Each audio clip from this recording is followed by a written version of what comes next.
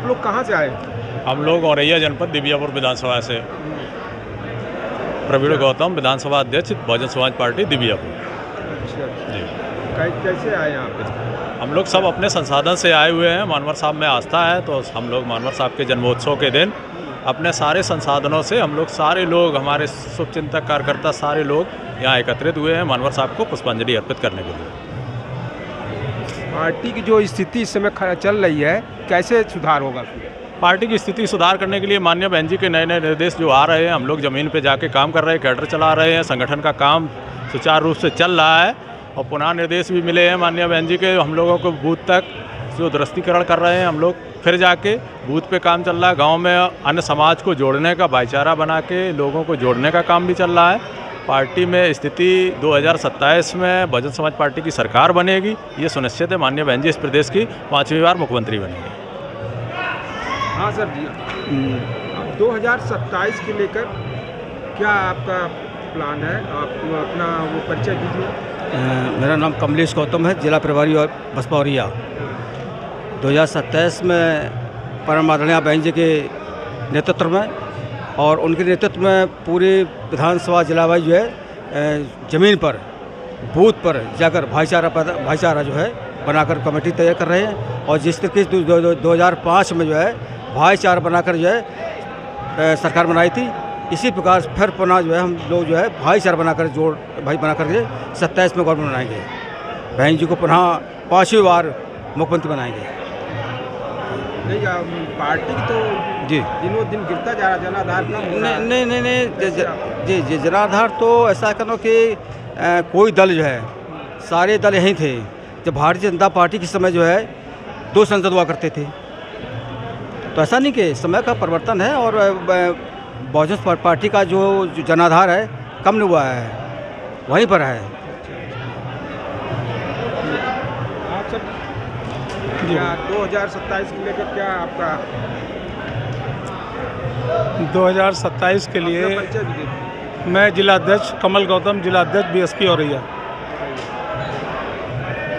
देखिए, माननीय बहन जी सामाजिक भाईचारे में विश्वास रखती हैं। आज का दिन बहुत देश के इतिहास में और बहुजनों के इतिहास में एक महत्वपूर्ण दिन है। आज 15 मार्च है। ये कई संदेश देता है बहुजनों को, सारे देश के बहुजनों को एक कर दिया और बहुजनों का नाम दिया। आप 2027 की बात कर रहे हैं। आपने अभी एक दिन पहले की घटना देखी होगी कि जो समाजवादी पार्टी के राष्ट्रीय महासचिव हैं, वो एक पर्ची, गुप्त पर्ची जो है देश के मुख्य गृह मंत्री माननीय अमित शाह जी के जेब में रखते हैं और अमित शाह जी चुपचाप चलते हुए जाते हुए वो उसको पढ़ते हैं। तो ये क्या दिखाई देता है? देश में जितने भी दल हैं सबकी लड़ाई बीएसपी से है और बीएसपी को कमज़ोर करने के लिए सारे दल लगे हुए हैं, चाहे वो कांग्रेस हो, भाजपा हो, समाजवादी पार्टी हो, किसी दूसरे स्टेट में दूसरे क्षेत्रीय दल हों। बहुजन समाज पार्टी के कार्यकर्ता, रणनीतिकार कई मुद्दों पे जूझ रहे हैं। बहुजन समाज पार्टी को मजबूत करने के लिए तो देश में जो दूसरे दलों के लोग हैं जो बहुजन समाज पार्टी को कमज़ोर करने के लिए, क्योंकि उनकी जो शासन सत्ता है वो भाईचारे पे नहीं है, सामाजिक न्याय पे नहीं है, वो एक वर्गीय शासन सत्ता है। और बहुजन समाज पार्टी उनकी शासन सत्ता में सबसे बड़ा रोड़ा है। वो सामाजिक भाईचारे की विश्वास करती है, देश के अंतिम व्यक्तियों को कानून व्यवस्था के माध्यम से सुरक्षित करती है। इसलिए सभी दलों की लड़ाई बीएसपी से है। और मानवर साहब, उत्तर प्रदेश तो ऐसा प्रदेश है पूरे देश में जहां से सामाजिक आंदोलन, सामाजिक भाईचारे की लड़ाई चालू हुई। और उत्तर प्रदेश एक इतिहास है कि उत्तर प्रदेश ने मानवर साहब को, बाबा साहब के विश्वास को और मजबूत किया है सरकार बना के।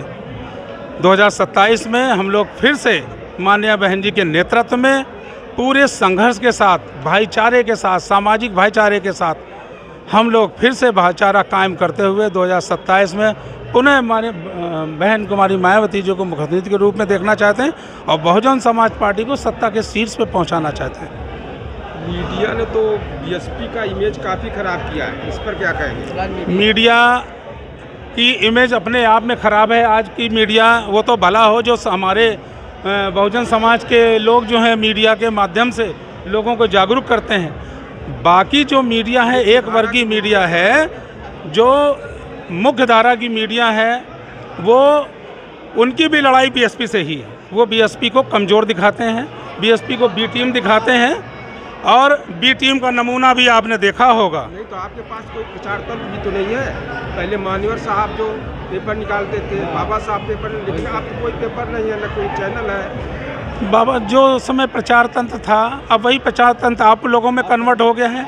आज आप इंटरव्यू ले रहे हैं हम लोगों का, तो ये अपने आप में बहुत बड़ी बात है। वो तो फेक मीडिया था, असली मीडिया तो आप लोग हैं। इंटरव्यू लेते हैं 10 लोगों को, हमारे जो आपके शुभचिंतक हैं, आपके जो दर्शक हैं, उनको दिखाते हैं। तो प्रचार हमारा तो हो ही रहा है आपके माध्यम से। एक चीज़ मैं कहना चाहूँगा कि सभी आपके दर्शकों को, जो भी आपके दर्शक हैं, सभी लोगों को सादर जय भीम, नमो बुद्धाय। आप लोगों को भी हार्दिक धन्यवाद।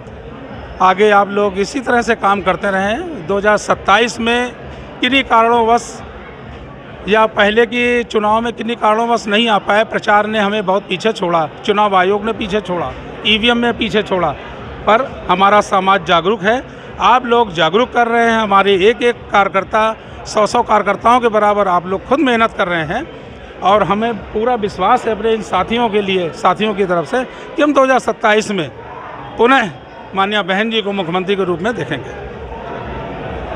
और जो आपके सवाल हों आप बताते जाएं, मैं उसका उत्तर देता हूँ। वही ज़्यादातर मेरा सवाल उसी पर है, 2027 वाले पर। विधानसभा चुनाव में कैसे आप लोग क्या करेंगे, क्या कैसे सरकार बनेगी? क्योंकि जो अभी विगत दिनों में माननीय बहन जी ने जो बैठक बुलाई थी, उस बैठक में उन्होंने सामाजिक भाईचारा पे ज़्यादा जोर दिया हुआ है। जैसे 2007 से 2012 के बीच में हमारा जो सामाजिक भाईचारा तंत्र था, जो कमेटियां थी, उसके माध्यम से माननीय बहन जी ने पूरे समाज को एकजुट किया, और सारे लोगों ने बहुजन समाज पार्टी की राष्ट्रीय अध्यक्ष बहन कुमारी मायावती जी पे पूरा विश्वास व्यक्त किया और सरकार बनाई। लाभान्वित भी हुए। पूरे 5 साल की सरकारों में कोई दंगा नहीं हुआ। आज भी लोग याद करते हैं, दूसरे दलों के लोग भी याद करते हैं। कुछ जो महत्वपूर्ण पदों पे बैठे हैं, वो दबी जबान से इस चीज़ को महसूस करते हैं कि बहन जी का जो शासन था, वो अपने आप में सबसे ज़्यादा सख्त सामाजिक भाईचारे की एक मिसाल था। चलिए ठीक, धन्यवाद।